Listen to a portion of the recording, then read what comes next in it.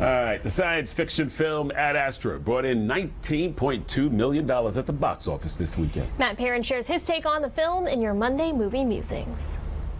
Welcome to another Monday. Well, the box office was annexed by the British this weekend, with Downton Abbey winning by a good margin. I've never seen one episode of the show, so despite rave reviews, I wasn't going to start with the movie. Second and third place at the box office are virtually neck and neck. I haven't seen the last two Rambos, so seeing the final one wasn't in the cards either.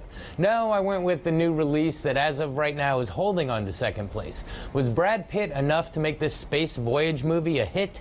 Here's my take on Ad Astra. Our movie begins in the near future. Humanity is reaching out, trying to find intelligent life in the stars. One method is by using the International Space Antenna. Our main character, Roy McBride, played by Brad Pitt, works on this antenna. One day, a massive power surge hits the antenna, almost killing Roy in the process. He awakens to find that these are occurring all over the world, killing many and being called the surge. In his debriefing, Roy is told that the space agency believes that his father may be behind this. This comes as a shock since Roy has believed his father dead for many years, having been on a mission to detect alien life at the far ends of the solar system when the mission and crew unexplainably disappeared. The agency tasked Roy with flying to Mars to send a transmission out to his father to hopefully stop these antimatter surges. Roy starts his journey off with a stop at Earth's moon base to then transfer to a rocket to Mars. The moon is a very Wild West type of area though, and very soon they have to deal with pirates. From there, Roy manages to catch his ride to Mars, which also meets with hardships along the way.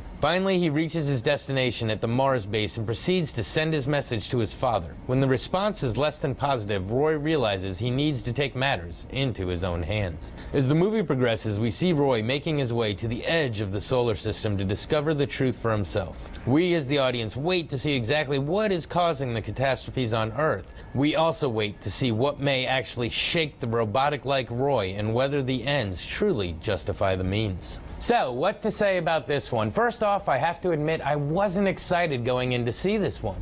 I wasn't a huge fan of Gravity or Interstellar, and this movie definitely follows in the vein of those two. That being said, the film itself is gorgeous. If you're going to see it, IMAX may be really cool.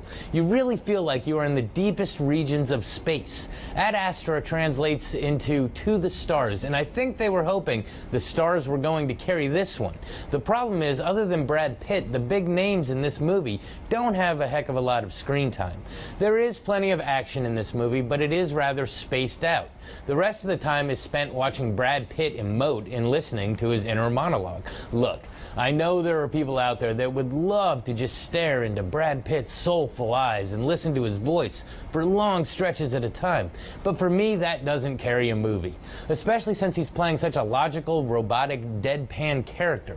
I know there are people who are going to love this movie and just think it's brilliant. As for me, I'm glad I saw it simply for the visuals, but it's not one I'm going to be quoting or taking in a second viewing. But once again, if you're a fan of Gravity or Interstellar, then I would definitely take this one in, preferably in IMAX. This has been your Monday Movie Musing. Back to you. And coming up, Tyler has the last look at the forecast for you. ABC Columbia's News at Noon continues in just a few moments.